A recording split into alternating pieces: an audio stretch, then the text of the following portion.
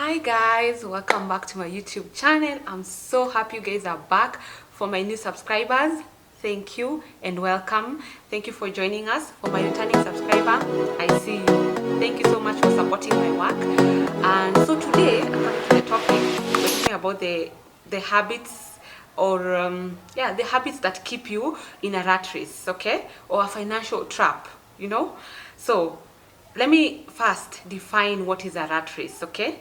So a rat race is a competitive, seemingly endless pursuit of wealth, success, and advancement, okay? So if you're in a career, for example, if you're in a certain career, you're always chasing to go to the next level. And it's not a bad thing to actually chase for something, but you have to draw the line as to where enough is enough, like you can't keep chasing, like you become this, then you want to become this, then when you get there you're not yet content, you want something else, okay? So that's what a rat race is. And the reason why most people are always chasing or running after the rat race is because of what has been instilled in us, or something that has been I don't know how to say it, like you're always told, like, for you to become better you have to do this, then when you get there I say, if for you to become much better you have to chase after this. So it's something that never ends. You're always chasing. And let me tell you, before I even start with my points, if you don't know where to draw the line, if you don't know where to draw the line in terms of your how much wealth do you want to acquire, at what place do you say this is it in my career, in my pursuit of anything? Like, if you don't draw the line for yourself, I know this is it for me. Like, if I get here, I'm not going to go beyond that, because you might always be chasing. So you, for example, you have a goal of getting to 1 million. You get to 1 million, you're like, no, I want 10 million. You get to 10 million, no, I want 30 million. You get to 30 million, no, I want 60. Like, you have to draw the line for yourself. Say, this is where I draw the line, and this is how far I can go. Because I think the reason why most people find themselves in the rat race is because you have not put a line as to how much or how far you're willing to go, okay? And the reason why people find themselves in a lot of problems is because when you're chasing, you end up compromising your values in the process to get to that place. Because the last time you go to whatever place you thought was enough, you realize, no, I want more, or I need more. So what do? You compromise your moral, and not in all cases, but most cases, you compromise your morals to get to the next place. So draw the line. Like, you have to draw the line, like, this is it for me. After this, I think, because also the Bible is very clear about contentment and godliness. You have to get to a place where you are content. Like, this, it might not be enough, but I am fine where I am. I might not be a CEO of a company, of this company, but I am okay where I am. It's not a problem. We've been sold this this thing of for you to be better, you have to keep chasing, and you have to keep going, and you have to keep stepping on people to get where you want to go. You have to also get to a place where you personally, you have examined yourself and say, this is it for me. If I get to this place, I am not going to pursue anything more, okay? And you have to pursue because you want to pursue. It's not because someone has forced you to pursue, okay? And in that alignment, let me tag you guys. So for the month of March, I was reading this book. I hope you can see it. Welcome Home, okay? By Najwa Zabian. I hope focus. Let me focus, you guys. Oh my God, this book. I think everyone should be able to read this book. Like, at some point, you just have to pick up this book. And the reason why I'm trying to tag you before I even talk about my points is because I came to realize, if you don't, the way she talks in her book, if you don't build a home within yourself, like, you have to have a home to come back to, and that is within yourself. So if you compromise, you're coming back to a compromised foundation. If you lie and cheat and do all those things to achieve what you have to achieve, just know you're going back to your place, to yourself, and that is your home. So you have to protect your home. You have to Guard your home. Build walls around your home to keep away things that are not important to you. You know, the values, not even the, not so much the value, the naysay of people. Like, until you do this, you're not going to be this important, or until you're able to achieve this, then you have not achieved. Then at the end of the day, who goes back to their own home? Like, you continue building home in other people's, and when you build other homes in other people, it means you listen to what they have to say, you adapt what they have to say, you follow, and like you compromise yourself to do everything. But at the end of the day, when you go back home, and I mean, not literally home, like home, your home, like go back to yourself. Are you happy with the person you are? Are you happy with the values that you have built your house on? Are you happy with the person you're becoming as you're running and chasing these things? Are you happy? Yeah, generally, like, are you happy with yourself? At the end of the day, are you happy with yourself? Okay, before I divert, so you guys, please, this one, I was supposed to finish it in March, but I'm like in page, I'm almost done. I'm in page 159. I'm almost done, but I'm not in a hurry to finish this book. I have read so many books, but this one, I don't know. If, let me not say it will take it home, because the year is not yet over, but it will be among my best read for 2024. So this one is for you to construct your home, where you go back and you're happy with the person you are, the person you're becoming as you're achieving your goals, the person you want to be, you know. So let me not talk so much about it. Maybe one day I'm gonna do, when I finish, I can do a review on this book, because this is such a nice read. Okay, so let's get into the video. It's like, it's a trap, you know. It's being trapped in a cycle of competition, stress, and striving for success without achieving the lasting satisfaction. The way I've said, you chase and chase and chase, but until when, or to what point? Okay, because you're not satisfied.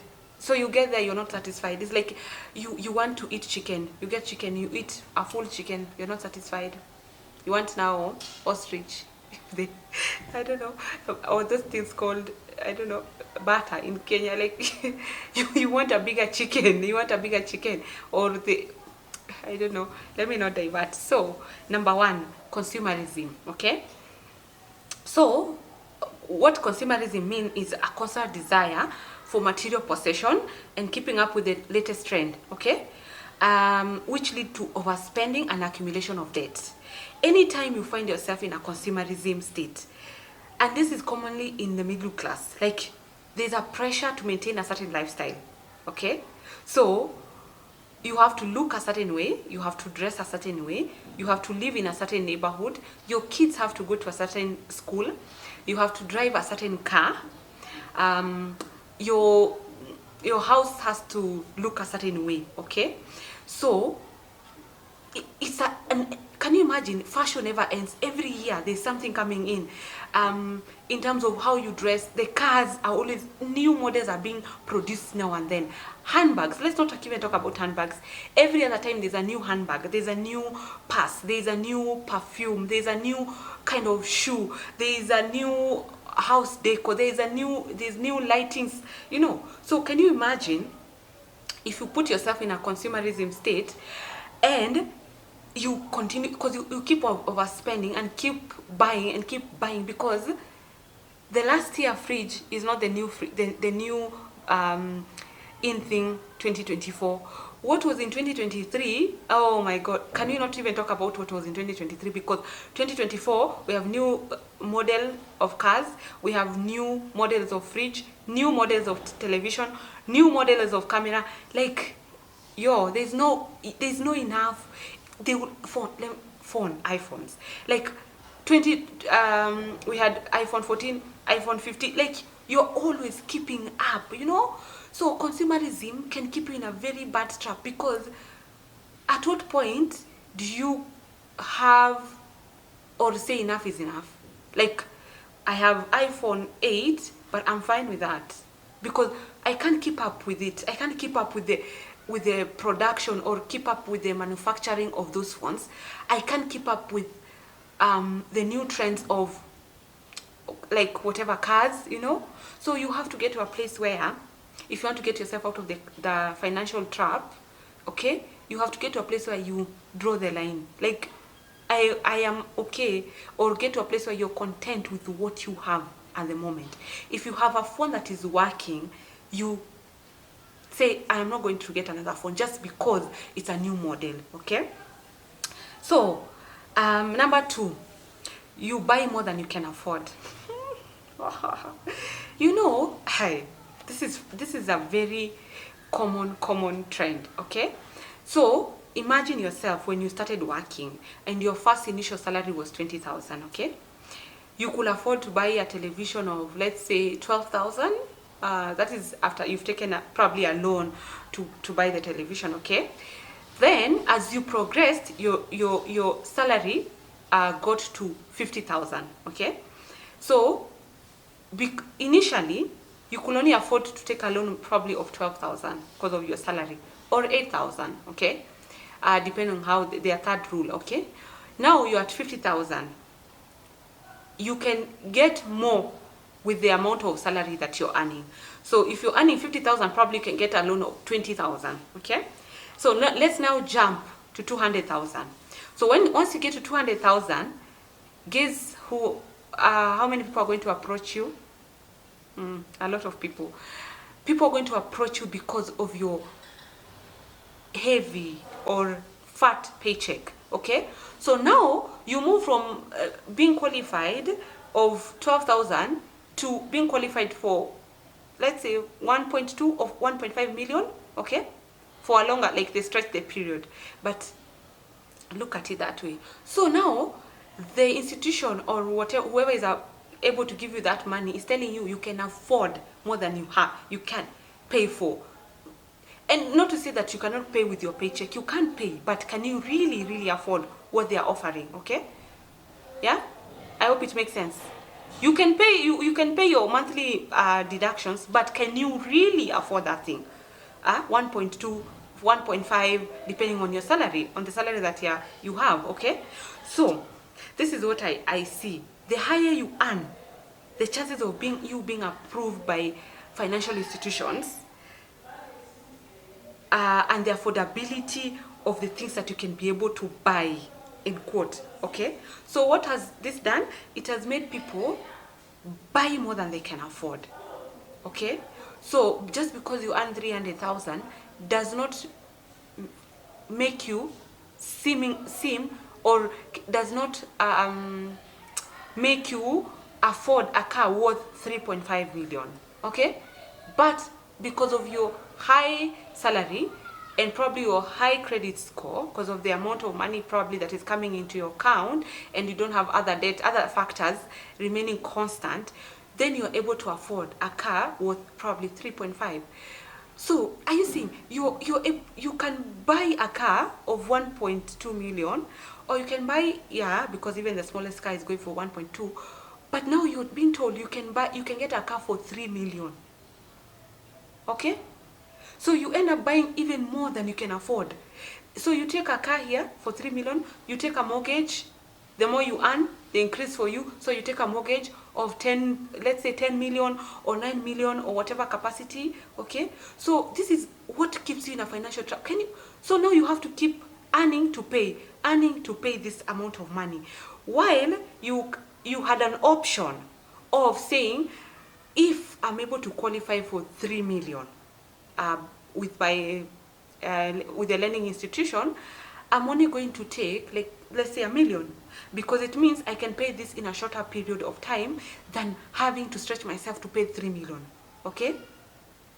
Does it make sense? Okay, so you end up buying things that you cannot afford. You buy a bigger house than you can live comfortably in a 3-bedroom house. You can live comfortably even in a 2-bedroom house, but you're being told you can afford a 5-bedroom house. Really? Do you really even need a 5-bedroom house? But because you're being told you can afford, now your perception is you need a bigger house with a study room and a gym and whatever it is they have in those houses, but can you really afford this house? And even if you can, your money is able to qualify for this, do you really want to remain in this rat race of earning and paying, any increment going back to paying those loans? Like, you pay this house for 25 years. I hope I'm not preachy, but I really don't understand. If your salary or your paycheck can afford you to take a house worth 2 million, take a house worth, because you know it will not take you 25 years, it will take you 2 years or 3 years maximum, and you're done. Okay, then probably you can live in that house or rent it out, build equity on that house, sell it for 4 million, get another house. Get the 4 million plus what the bank will give you, like 2 million, get a house for 6 million. Okay, 6 million, stay with that house for 5 years, rent it out, do what you need to do. Okay, then sell it, get the equity from that house, add another 2 million from the bank, 8 million or 10 million. You can get there, but it only means it takes longer to get there when you're patient. But you see, this society, we've been sold the idea you cannot be patient, you can't wait for that long. You want a house, you want a 5-bedroom house now, you want a I don't know how many bedroom house now. But if you are, if you're patient, you can actually get these things, but it just means it takes a bit longer. Okay, so number 3, another thing that keep you in a rat race is depending on only one source of income. Okay, if there's anything that COVID really taught us, was that we cannot depend on one source of income or one employer. Okay, because even if that employer was an amazing employer and they were not able to actually pay people salary, or that sector was affected, like the tourism sector was really affected. Okay, so you can't depend on one employer, so you have to look for other ways to earn money, even if it's not necessarily for you to put up a business. You can have investments or put money in the money market fund, so that it has interest, so that at least you have other sources of income if this one income or this one employer is not able to continue paying you. Okay, so that is very important, because if you have one income, then you earning, spending it, earning, spending it, earning and spending. So you never get yourself out of that rat race. You always, they pay you, you spend it, then you wait for the next paycheck, they pay you, you spend it. Okay, so you have to, if you want to get out of that rat race, you have to look for other sources of income where you're not only dependent on this one income, because if you're not able to grow yourself, then it means you stay in the same place for longer. Okay, so if you're not able to get extra income for you to start another investment, it means the only income you're having is to sustain you or feed you and your family.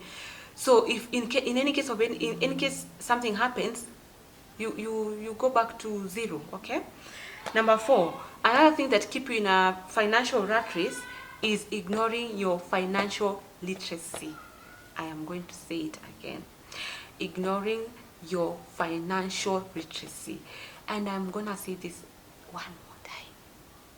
I will talk about it until, if you're my subscriber, be ready. I am not going to relent on this. You have to study and learn things about money. Do you know most people, or if not a higher percentage, the struggle comes from the financial aspect. You're stressed because you have to pay this, or pay your kids' school fees, or pay your rent, or I don't know, help your parents, because your income is not enough, and you don't want to study, and you don't want to learn something about money. Yeah, you have to educate yourself. It has to be an intentional thing. The same way you went to school, you have to be intentional, relentless about learning about money.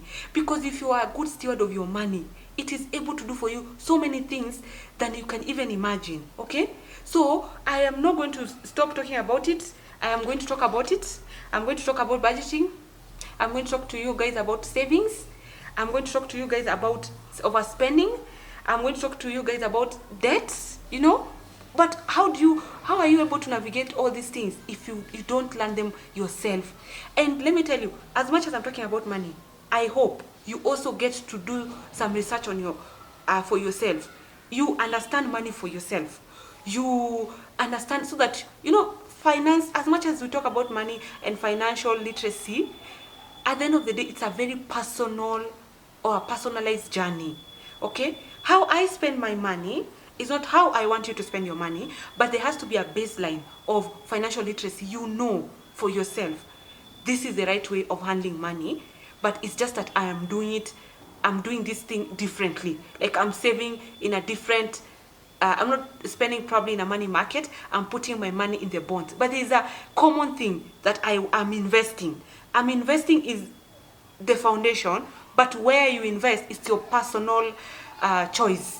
Okay, so you have to study, you have to learn about finances as the foundation of of the decisions that you make about money.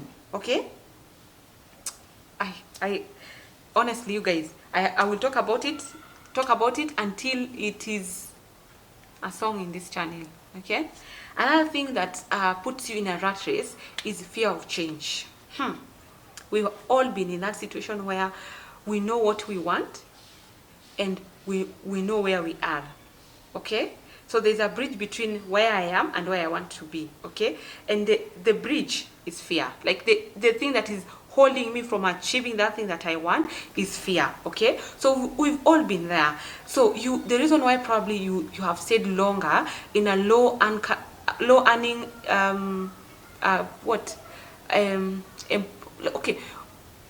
low income or low earning employment, okay, is because you fear if you go to another organization or if you move to another different job, you will not be able to earn what you're earning, or probably you fear like you might move and then they sack you.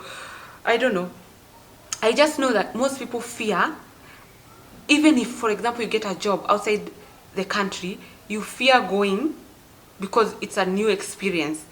Or for example, you want to apply to a different field than what you are used to, but you fear that you're not going to be able to deliver.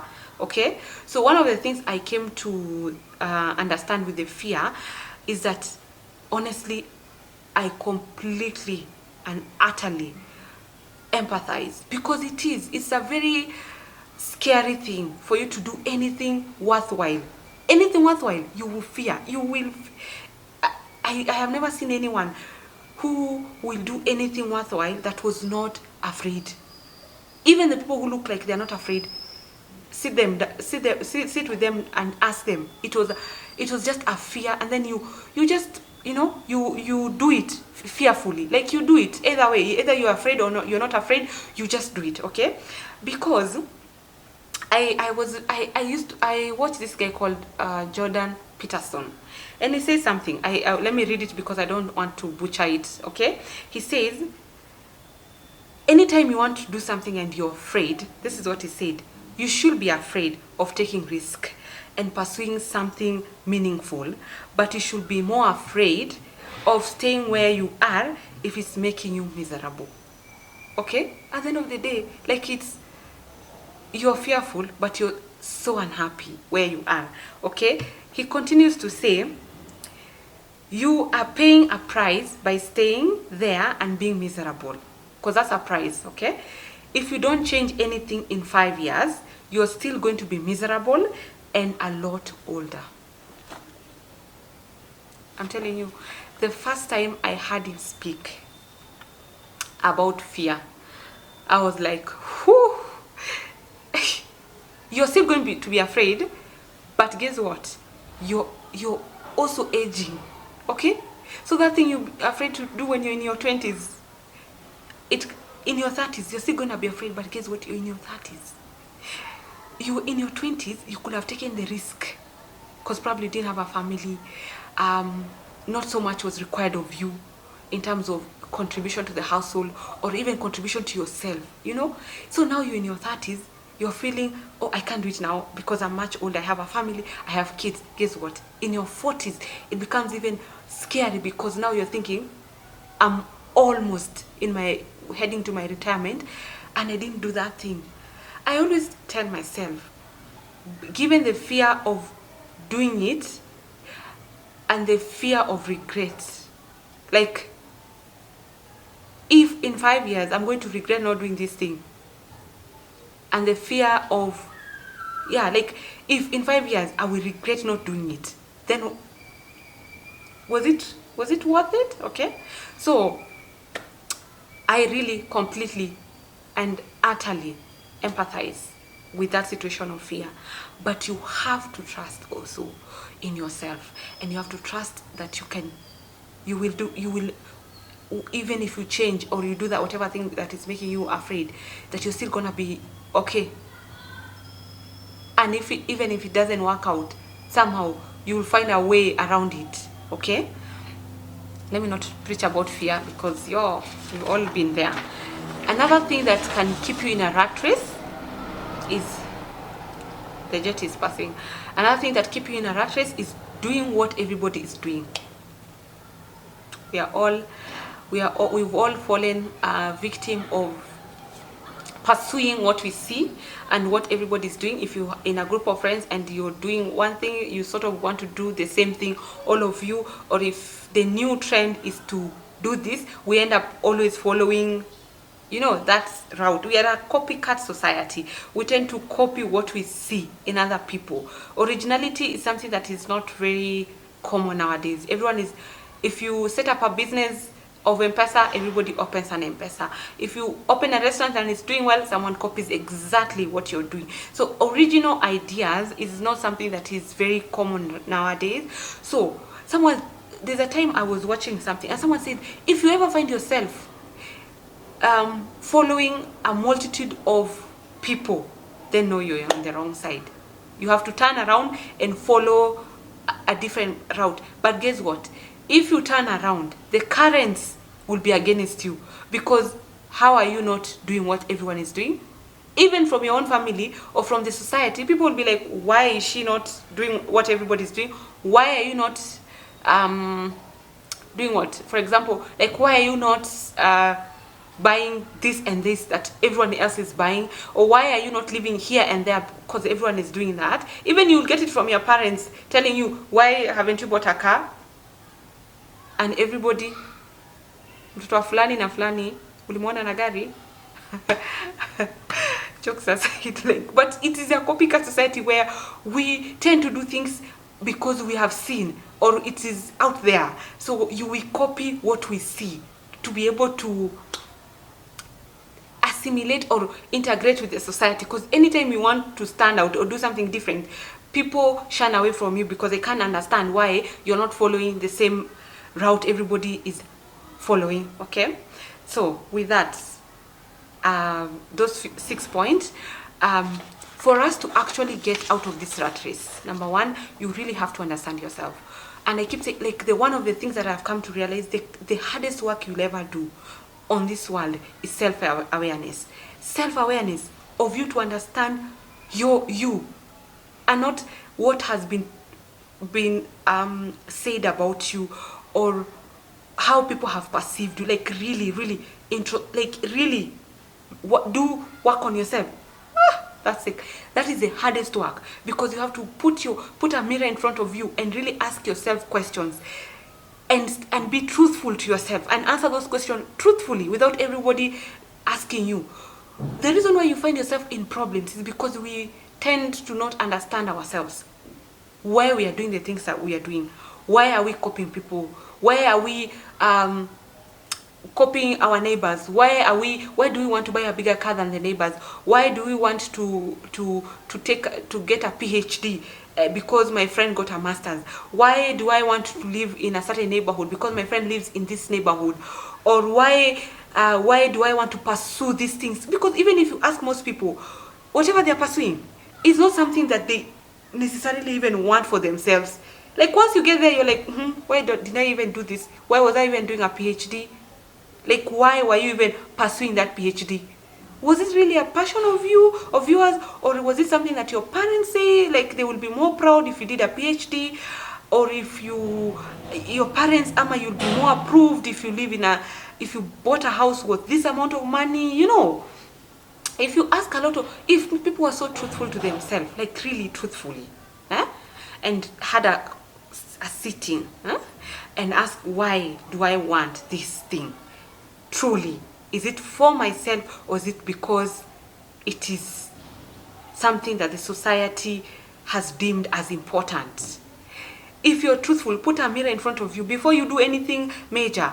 Yeah, because today we're talking about the habits that keep people in a middle class, in a rat race. You know, why are you chasing?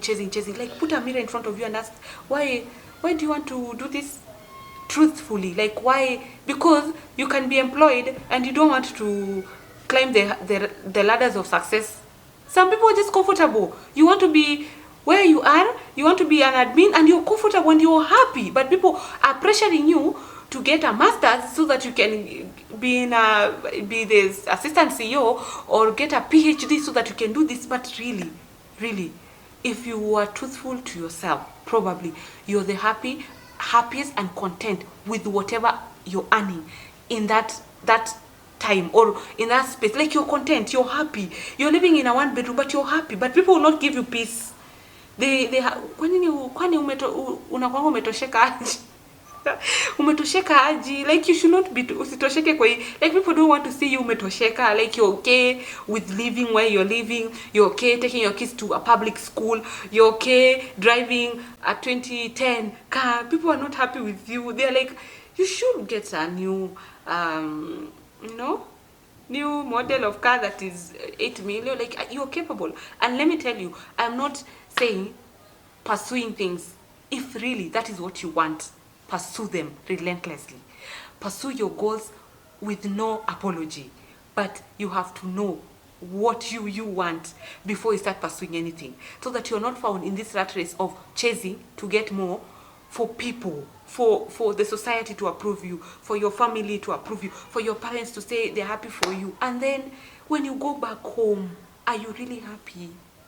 Or are you, like, are you okay with yourself? Are you okay with where you are? Because if you're okay, then what people say should not even bother you. If you're okay walking, people should not disturb you. You're okay. Who said you want a car?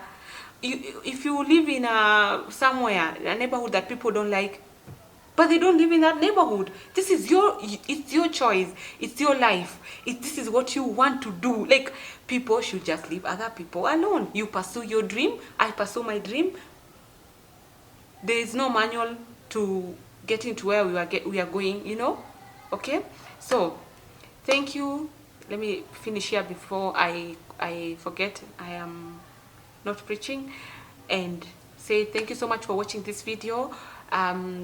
If you're interested to see a video about financial discipline, kindly comment below so that I can do a video on that, because I've been wanting to do a video on